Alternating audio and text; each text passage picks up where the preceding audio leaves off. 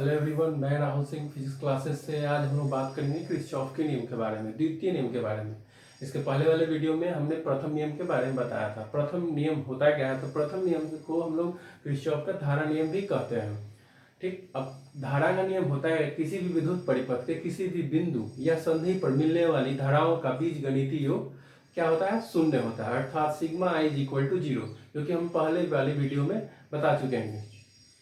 अब बात करते हैं दूसरे नियम की कि दूसरा नियम क्या है। दूसरे नियम को हम लोग वोल्टा का नियम या लूप का नियम भी कहते हैं। किरचॉफ के दूसरे नियम को हम लोग दूसरे नाम से भी जानते हैं, वोल्टा का नियम या लूप का नियम। अब बताते हैं कि वोल्टा का नियम होता क्या है, अर्थात दूसरा नियम किरचॉफ का होता क्या है। किसी बंद लूप या परिपथ में विद्युत वाहक बल इलेक्ट्रोमोटिव फोर्स का बीजगणितीय योग उस परिपथ के प्रतिरोधकों के सिरों पर उत्पन्न विभवांतरों के बीजगणितीय योग के बराबर होता है, अर्थात sigma I R is equal to sigma I. यहाँ पे आप समझिएगा कि विद्युत वाहक बल का बीजगणितीय योग, ठीक है, विद्युत वाहक बल का बीजगणितीय योग, ठीक है, परिपथ के प्रतिरोधकों के सिरों पर उत्पन्न विभवांतरों, परिपथ के प्रतिरोधकों के सिरों पर उत्पन्न विभवांतरों के बीजगणितीय योग के बराबर होता है। विभवांतर यानी सिग्मा आई आर देख रहे हो, V equal to I R होता है कि विभवांतरों के बीजगणितीय योग के बराबर होता है। इसी के अकॉर्डिंग ऐसा लिखा हुआ है, sigma I R equal to sigma I. इसे किरचॉफ का लूप नियम भी कहते हैं। यह ऊर्जा के संरक्षण के नियम पर आधारित है, जबकि पहला नियम क्या था, आवेश के संरक्षण के नियम पर आधारित था। इस नियम का प्रयोग करते समय चिन्हों की परिपाटी, साइन कन्वेंशन जिसे बोलते हैं, यह है कि प्रतिरोध की अनुदिश धारा की दिशा में चलने पर धारा और प्रतिरोध का गुणनफल जो होता है वो धनात्मक, तथा विपरीत दिशा में चलने पर गुणनफल ऋणात्मक लिया जाता है। अर्थात किसी सेल के अनुदिश, ठीक, अर्थात किसी सेल के अनुदिश ऋण इलेक्ट्रॉन से धन इलेक्ट्रॉन की ओर चलने पर विद्युत वाहक बल धनात्मक तथा धन इलेक्ट्रॉन से ऋण इलेक्ट्रॉन की ओर चलने पर विद्युत वाहक बल ऋणात्मक माना जाता है। इसका प्रयोग हम लोग इक्वेशन बनाने में करेंगे, ओके, जब हम लोग फॉर्मूला डिराइव होगा। ठीक, अब बात करते हैं इसके एग्जाम्पल के बारे में, जो कि आप देख सकते हो एक दो लूप है, इसी के बारे में हम लोग अब बात करेंगे। फॉर एग्जाम्पल कि विद्युत परिपथ में दो सेलकों जिनके विद्युत वाहक बल क्रमशः E1 तथा E2 है।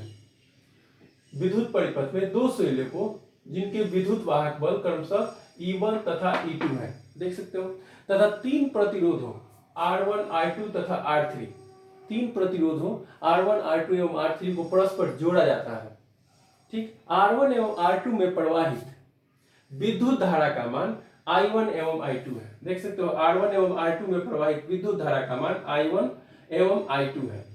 ठीक, जो E1 तथा E2 विद्युत वाहक बल वाली सेलों से प्राप्त विद्युत धारा है, जो E1 तथा E2 वाली विद्युत वाहक बल सेलों से प्राप्त विद्युत धारा है।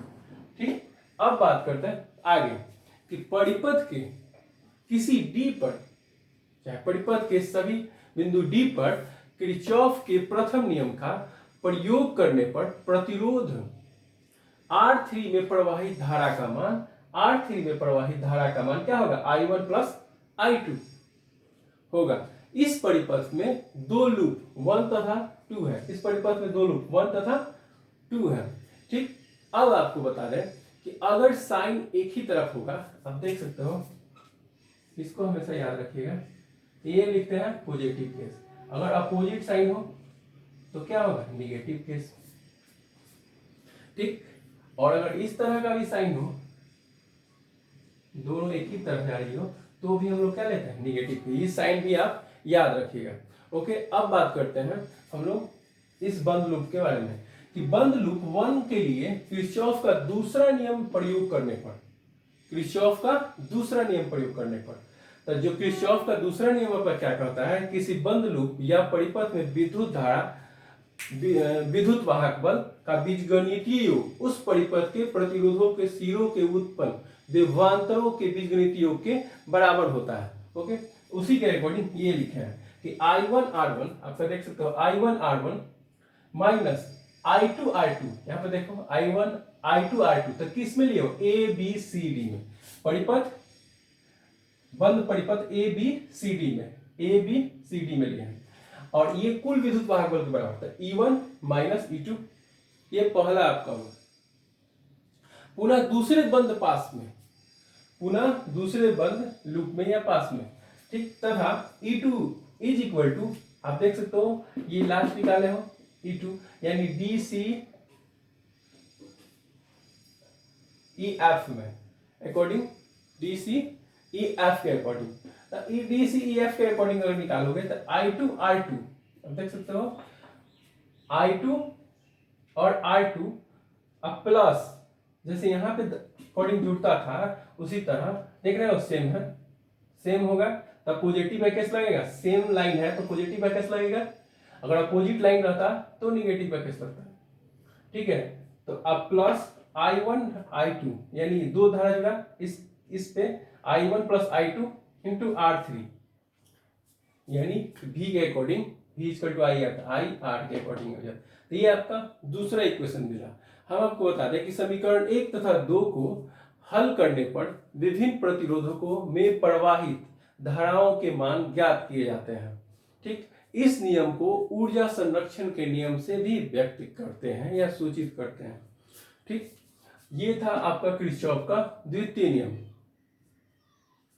ठीक। अब इसी नियम के प्रयोग से ये जो इक्वेशन आया है हम अलग अलग धाराओं के मान ज्ञात कर सकते हैं, ठीक। Okay, thanks.